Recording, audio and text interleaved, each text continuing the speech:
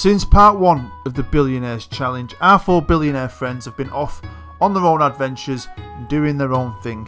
Texas Jay decided he wanted to become the Texas World Champion hot dog eater, and he succeeded, and he's now the world champion of all time in Texas. Our Russian gas tycoon, Huji Nikobolokov, decided to go to Siberia to do a little bit of fishing and a little bit of bareback bear riding.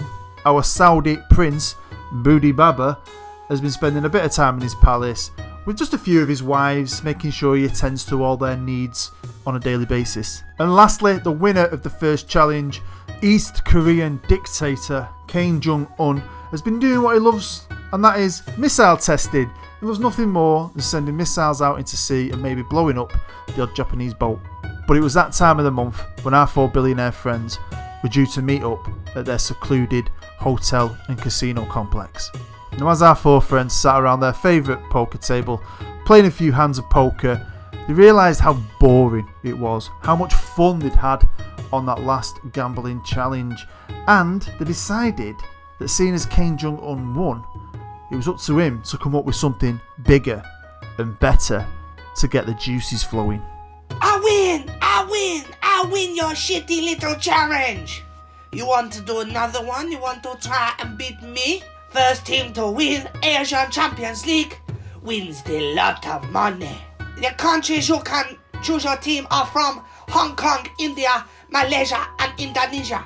Each team must be 7th best team in country. Now you know I'm going to win because I love the Oriental cuisine and I am Mr.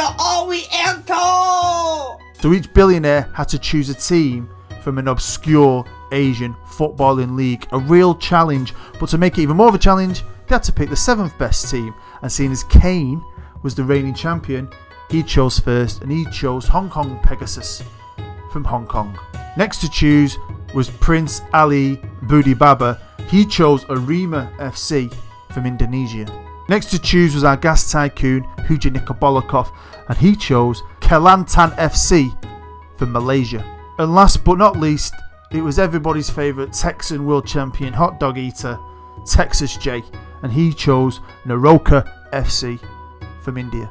So with the teams picked and the money invested, this was going to be a completely different challenge to the previous one. These leagues weren't going to attract the world's best players, even with the vast wealth of each of the billionaires. But that made it all the more exciting for the guys. They couldn't wait to get going. Hello, I'm Bood, and thanks for joining me for this video. You're an absolute superstar. If you're brand new to my channel, hopefully by the end of the video you'll become a subscriber. And if you're already a subscriber, as always, thanks for watching another one of my videos. I really do appreciate it, and I do appreciate it when you smash the like button. Now, I think you can guess by the layover and the thumbnail, this is part 2, obviously. Now, in part 1, we had 4 billionaire friends who bet each other to see who could win the Champions League first. They all bought a mid-level Premier League team, and the East Korean dictator Kim Jong-un won with Everton. Fair play to him. But yeah, we're having another go at it. The lads are off to Asia, and we've given them a bit more of a challenge this time. So yeah, make sure you get involved. I want to know who you think's going to win. So before you watch any more, put it down in the comments who's going to win with which team. I mean, I don't know much about these teams. I've never played in any of these countries, although they all are playable leagues. So maybe you will watch this video and fancy having a go yourself in Indonesia or Malaysia. I need to do something like that. I need to expand my horizons on Football Manager. And I have been doing that recently on my JOURNEYMAN series. Make sure you go and check that out. I've also got a series with Denton Villa, which I absolutely love. Make sure you go and check that out. Lots of other videos coming out soon as well. Now, before we get into this video, couple of things I want to say. I am doing an FM19 game giveaway. If you want to know how to enter and have a chance of winning a copy of Football Manager 2019, you need to go and watch episode 15 of my JOURNEYMAN. There's details in that video on how to enter, so good luck if you do. And the last thing I want to talk about just before we get into it is I'm trying to appeal to the kind-hearted ones amongst you for a donation to my friend's charity run.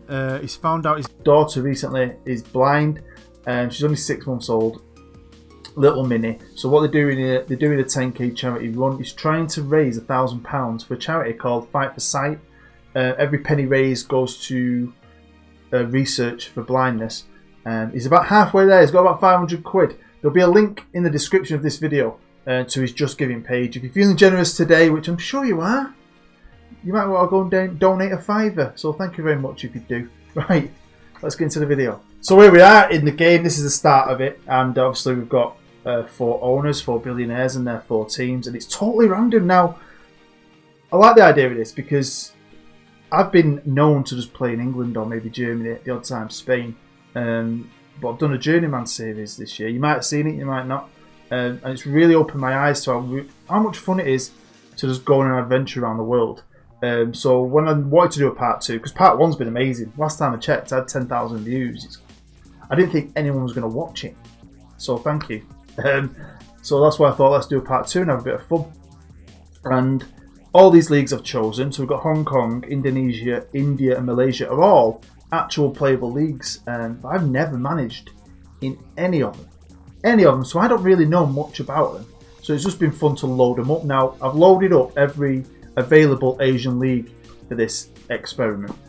So the other countries, the bigger nations like Australia and China, have got proper leagues running and should also be able to compete. Because when we look here, and this is the history of the Asian Champions League, I think it's mainly run by by Japanese teams, got Chinese teams. I know the Saudis are in it as well. They do quite well. But the teams from the country we've chosen, I don't think anyone's ever won it from Malaysia or Indonesia. And then leagues themselves are not the best in Asia. They're right down on the pecking order. So even though these guys have come in and pumped in the same amount of money as we did in part 1, there's £1 billion at each team, exactly the same as part 1. They're going to have all this money to spend, but bad facilities, as in the stadiums aren't the best. Good training facilities though, because I'm trying to attract good players. But you're not going to be attracting world stars, are they? It's going to be a total different way of doing it, total different angle, I suppose. So I was excited to see what happened, what kind of players came in, and if they could actually do it, to be fair. So the first team we're going to look at is Naroka in India, and they are owned by Texas J, the American billionaire, and you'll notice he's got Roberto Mancini. What we've done is this time is each guy has brought in an elite manager, a manager that's out of work at the start of the game. That's the only thing, obviously apart from the money and the facilities. I've not changed the stadiums, we've just brought in a good manager that hopefully can get the ball rolling quickly and bring in some good players. But it's going to be a challenge this time. It's going to be a bit different because of where they are, the leagues they're in. They're not going to be buying superstars, but it's still going to be fun to see what happens. Now they play in the Hero League, and like I said, or like the video said already, each team originally was a 7th place favourites. So none of them are going to be in the Champions League this first season. But now obviously they've got loads of money. Obviously better reputation. They should be doing well. If you have a quick look at their history though, we might see, have they ever won the league? No, so they've never even won the league, let alone the Champions League. Let's check the rules, just because obviously it might be different. So might be able to bring in more foreigners and that'll help them. In theory. Let's have a look. Squad registration. We're allowed 6 foreign players. So that's not too bad. Continental qualification. 1 team qualifies for the Champions League second preliminary round. 3 teams qualify for the group stage. Again, that's going to be a bit better because last time, they're all fighting, weren't they, for them 4 spots in the Premier League against other big teams as well. Whereas this time, as long as they get in the top couple of places, they're going to be in the Champions League every year. Hopefully, bringing it down from, it took 10 years last time. Hopefully, it'll be a lot shorter this time. Show you what kind of players they're starting with. So they're definitely going to need some improvement if they're going to compete with the Australians and the Chinese and the Saudi Arabians.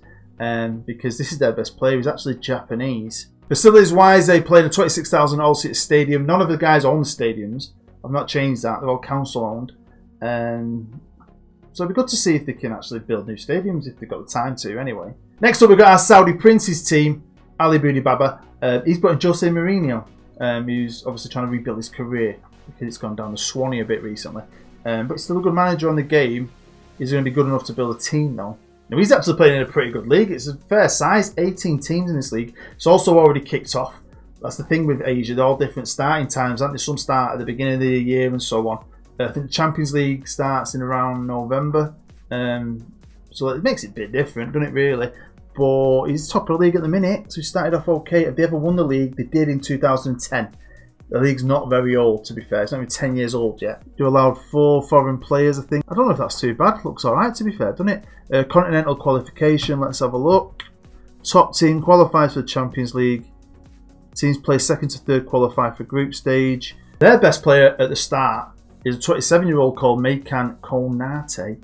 Don't moan at me if I said his name wrong. He's a bit better than the last fella we looked at. He's not too bad. Facilities-wise, they play in a pretty big stadium. It's 42,000, only 10,000 seats, so that's pretty cool. 30,000 people jumping up and down. Quite like that. Again, state-of-the-art facilities. And again, they've got the same money as last time in episode 1. £1 billion in the bank, £500,000 a season. They can offer maximum wages and everything. They've just got to slowly build. It's like, yeah, I like the idea of playing in Indonesia, you know. I've talked about this with someone about my Journeyman, that when it comes nearing its end, my Journeyman series, I fancy coming to like Malaysia or Indonesia, somewhere I've just never ever been. The third team is owned by our gas tycoon from Russia, Huji Nikobolakov, and he is at Kelantan, and he's brought in Arsene Wenger, who, he's on the game. I've not had to bring him back. He's still an available manager, just out of work. Can he do it? Can he use his old wise skills and build a Champions League winning team? Well, first he's going to have to win the Super Malaysia League. It's not the biggest league, only 12 teams, and it looks like a team's already relegated. Blimey, season's well underway, and this second. Well, rule-wise, he's allowed 5 foreign players, which will help him when it comes to continental qualification. Top team, second preliminary. Why can't I say that today? I can't say it. Teams in second and third qualify for the group stage, so he's alright. At the start of the game, this is his best player, is Malaysian, 21-year-old. Facility-wise, 30,000 seat stadium. Again, they don't own it, but again, they've got wicked training ground facilities. And the last team we're going to look at is the current champions team, an East Korean dictator, Kim Jong-un. He's brought in Antonio Conte, and he's gone to Hong Kong with Hong Kong Pegasus Football Club. Another thing you might have noticed is every team I've shown you so far does have a kit. I couldn't find kit packs for any of these countries, so I have just chucked together some kits for each of these teams just to add a little bit of realism. Now he's going to be playing in the very small Hong Kong Premier League, only 10 teams. It's not kicked off yet either. Have they ever won it? Hey K Pegasus. I don't think it's been going around that long. No. There's allowed 6 foreign players. There's lots of other rules there. There's quite a few, but that's a good enough chunk to hopefully bring in some talent when it comes to qualification. Top 2 teams qualify for the group stage. Team in third position qualifies for the second preliminary round. Why is that different to the others? I have no idea. If you know, please tell me. Their best player is David Lazare, 29-year-old Brazilian, and he's probably the best player we've seen. But they need better players. I'm hoping to see a lot better than this coming to the clubs, especially over the next few years when they start building them teams. Facilities-wise, they play in the Mong Kok Stadium. Brilliant. It's not very big though, 26,000, but there's not much land in Hong Kong. It's tiny. I imagine this stadium's probably on top of a skyscraper somewhere. Well, we're going to start first with Texas Jay's team, the Indian team, the Roca Football Club, and they've still got Roberto Mancini in charge. How have they been doing and who've they signed? Well, they're currently top of the league. I think they're going into the 3rd season now, and they've won the last 2, which you'd expect. Now, even though they've got stupid amounts of money, the most they ever spent in one season was 1.6 million. So they're struggling. It's not the same, is it? Even though they've got a massive reputation and just can't attract the players. This is the best player they've ever signed, and he's definitely an improvement on the last best player we looked at. And we'll look at the last Champions League campaign, and they didn't get out of the group. They actually finished bottom of the group. Now, I don't know if it's the country as a whole, but they're just struggling to get players in. They're dominating India, winning cups, winning the league. Indian football's easy freaking peasy, but as soon as they step out of India and compete with the rest of Asia, even backed by Texas Jay's money, they're struggling. But like I said, in India, they're fine. I mean, they've won this Duran Cup a few times. They've won the league a couple of times. The AFC Cup runners-up. Hero Federation Cup winners. I mean, still winning trophies. It's just India, there's not a lot of quality here, and maybe the leagues just can't attract it, can they?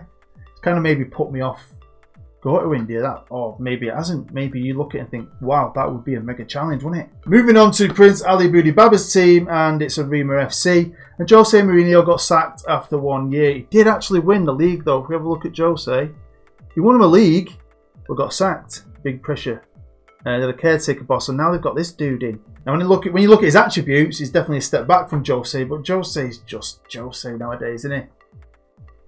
Whinging old git. I'm a Manchester United fan.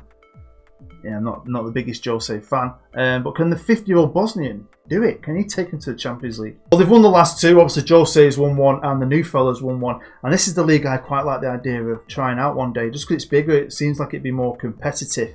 Was it better than India? Have they been able to attract decent players? Well, not really. They've not spent big. Most they've ever spent in one season is $500,000. But this is Asia. I'm trying to not compare it to Europe. So even though they're signing players on free signings and spending little fees, I'm assuming because they've got a good rep and they're still winning the league and they never used to, they're getting better. Now, they've won the league twice, but when it comes to the cup, they've lost it the final twice. Well, they didn't even get past the preliminary. Why I can't say it? Now I'm thinking about it, it's making it worse. Can't do it. I'm not going to attempt to do it again in the future. That's all they did. They played this one game against a good Australian team. At least they scored, but got beat. So their Champions League campaigns have been a bit poop.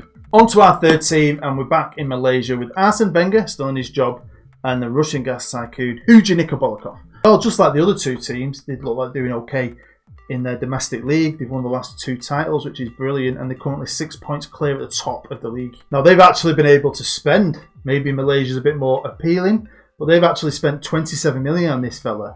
29 million in total in their last season. The first year they hardly spent a penny, about 150 grand. So they spent 27 million on him. Domestically, not only are they doing the league, they're winning the cup. They're doing back-to-back doubles. And yeah, but it's not about that, is it? How are they doing the Champions League? Is someone going to do half decent in it? No, they've been beaten in the same round as the other team. I'm not saying it again. By Melbourne City this time. One of the Manchester City sub-teams, that kind of thing, aren't they? On to the last team, and can we put our faith in the episode 1's winner, dictator from East Korea, Kim Jong-un? Well, he's still here, obviously, and he's still got his manager in place. Well, yeah, he's currently kicking ass, 14 points clear at the top of the league, and they've won the last two. And financially, wow, this must be a great place to come and live, because not only do you have like league reputations, but places have an attraction value, and I didn't change that. So, you know, if you want to, like, say if you go to London, I think London's got a 20, which is maxed out attraction value. But if you went somewhere, I won't say anywhere, but a really shit city in England, you might have an attraction value of 5. So a player's going to look at that, or the computer will look at that and go, and they might swerve towards London because it's a more attractive place to live. So maybe that's the situation here, because they spent 58 million last year, which is crazy, and this is the best player they bought, who is easily the best player we've seen yet. Because the third biggest player they bought was this lad, another youngish player as well. Another all-round great player for this league, and he can play in multiple positions. They got him for Barcelona. I think I've just randomly picked which team the Billionaires are going to have. But my money is on freaking Kane doing back-to-back Champions League. Looking at this, and domestically they're bossing it, winning every cup, which is good to see. And they were in the group stage, and they got through. Top 2. It's looking good in it for the old HK Pegasus and Kim Jong-un. And not only that, they're doing quite well so far. Obviously, remember, it's about June, July now. The Champions League finals in November. They've got out the group stages, and they beat Brisbane Roar at home 2-0. And in the second leg, they've just beaten 2-0 again. I think if you pick Pegasus and the reigning champion, I think he's getting back-to-back titles myself. Now, I'm going to holiday into the future. I'm going to come back when someone finally wins it. So if you change your mind, let me know. If you're sticking with your guns, let me know. If you haven't decided yet, let me know in the comments. Welcome to 2022, and we do have a winner. Someone does win it. So, you know, it happens. I think we all knew that's going to happen anyway. We're going to start here with Naroka and Roberto Mancini, and it's Texas Jay's Indian team.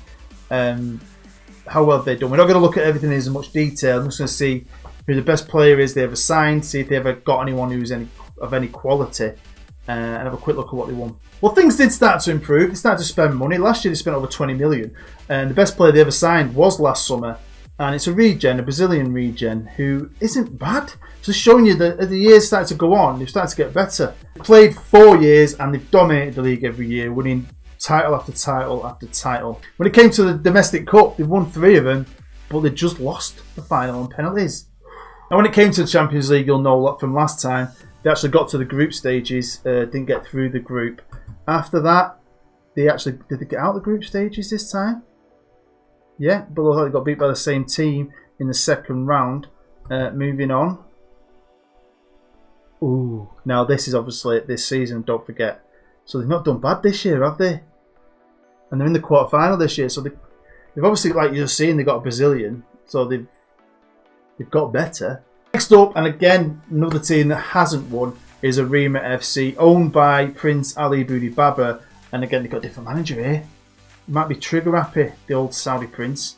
Obviously, we started with Jose, and it's not been that many years, really. We played 3-4 years or something. When we last seen, they had this dude, the 50-year-old, was he Bosnian? He lasted a year. It's like you get a year, win me the Champions League, no, bye. And they've now got George Sampaio. Oh, God's sake.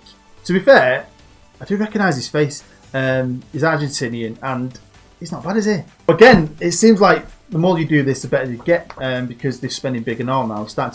More players are starting to obviously see you're building a foundation. You can add to it as years go on, and they spent 40 million last year, and this was the biggest player they bought. He's 32. He's a Brazilian, but he's all round great. And in a league like this, he's good. He's goalkeeper. Played for Valencia. He's played for Juventus. You probably know of him. Domestically, though, they've had no issues when it came to the league. They've won it every year. Every year they've been there with his money. And the different managers, no matter who's been in charge, they seem to have done the job. When we go to the cup, I remember I think they lost the first 2. They got to the final, I think. It's a lot to remember. But they've won the last 2, so that's nice. But how did they do in the Champions League? Well, you remember last time we looked, they didn't get out of the qualifiers. They got beat by Melbourne Victory. If we move on a year, yeah, that's not bad. What did they get to here? Second round, got beat by Newcastle United Jets. You know, scrappy bit of qualifying there, but fair play to them. And then this year, not bad. And then they are they in the quarterfinal as well? It's getting exciting, isn't it? I mean, they're getting better and better and better. Well, if I'm showing you this team, you obviously know they're the runners-up, or at least they haven't won it, and we do have a winner. I can't lie. A while ago, when I started this off, I really thought, after looking at the last bit, that they were going to do it. I really, really did. Now, they've actually been spending big consistently. That's why I'm a bit shocked. To be interested to see how they've done. They bought Callum in from Chelsea. It cost them 38 million. They also bought this lad, 30-year-old Thomas Delaney, for about 15 million. Now, they may have not won the Champions League, but like the other teams, they've been dominating their domestic league, and they've won it 4 years on the run now. When it came to their FA Cup, they didn't win it the first year, but they won it the last 3. But some of the players they've got, they spent a lot of money every year. I mean, even the year they spent the least, they spent 15. So what are they doing in the Champions League? Well, they've got out the group stage, remember, and they got knocked out by Brisbane. What they do the year after, let's take a look. How far did they get there? Second round. It's like, I mean, until this year, like we've got them teams in the quarters. No one's got past the second round, but it's like this new year now. They're getting better, aren't they? Have they carried that tradition on? Yeah. So all 3 of them are in the quarterfinals. But of course, we have a winner, and it is the Russian gas tycoon Huji Nikobolikov. And Arsene Wenger is still there. 4 years, he's still there as a manager. And do you know what? He's took that team. I don't know what he's spent. I don't know what players he's got.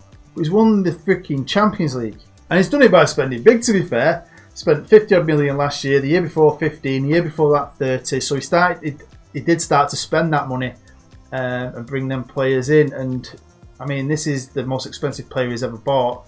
Cost about 30 million. He's not worth it, obviously. This is another player they've got, and it's a regen, a Croatian regen, 19-year-old. They cost about 17 million. I'm going to have a look at one more player, and it's an Australian, 26-year-old Australian, who, again, has got an all-around good game, but you know, maybe he's got an all-around good squad. He's been building it up over the years, and it's him, innit? He is a good manager. Before we have a look how he did it, let's just have a look at his domestics. And again, league, won it every year, no issues, probably going to win it again. When it came to the FA Cup, they've not been that successful. He's won it once, But yeah, it's a bit more challenging. That's good. Right, so last time we checked in on all this, I looked 2 years into the future. This was 1 year in, so they actually got to the group stages in that first year. The year after is when we last looked, was when they played Melbourne City and didn't get into the group stages. And then the next year was their winning year, but the years cross over, don't they? Different seasons start at different times. It can't be easy in Asia. But they did fantastic. Didn't lose a game. Group bossed it, qualifiers bossed it, and then they had the semi-finals. And it was against Pegasus, the team I thought from earlier, I thought they were going to do it just because of the way it started off, and they nearly did. If they'd have beat Kelantan, they'd have probably gone to the final and maybe won it themselves. So that's quality, but you know, they've gone away and beat them 2-1. And then in the return leg at home, they beat Pegasus 1-0, taking them to the final. And then what happened? Well, it's a two-legged final. I know this because I'm a journeyman. Being at Beijing, I won the Asian Champions League. First time I've ever won it. I never really played in it. I played this game for 20 odd years. But yeah, they won their first leg 2-0 against a Saudi team. Now well good in the Asian Champions League. And they lost that away, but goal difference got them through. I'm not a big fan of a two-legged final. I think it's silly. It kind of ruins it. Do you know what I mean? I think it should be one game, winner takes all. But they've won it. The Russian Hujan Nikobolikov's won the $1 billion bet. I bet he's happy, and I'm pretty happy. I think that was quite fun. Well, there we go. That's the end of episode 2 of the 4 Billionaire Challenge. I don't know if I'm going to do any more. I don't know. Might do. Depends how successful this episode is. But I did enjoy making it and putting it together. Hopefully, you enjoyed it enough to smash the like button. And if you're not subscribed, hopefully you enjoyed it enough to subscribe and go and check out all the other videos. Thank you very much. I do appreciate it. And what I also do appreciate is if you will go to my friend's Just Giving page. You'll find a link to it down below in the description. And donate some money for his daughter's charity run. She is blind, trying to raise some money for Fight the Sight, who can help, help with research and other things. All that good stuff. So if you're feeling kind, thank you very much. And thank you for taking time out your busy day to watch one of my videos. I know it's a bit daft, it's just a bit of fun. Hopefully you enjoyed it. I put a smile on your face. Right, you've been amazing. I've been Bood. I'll see you next time.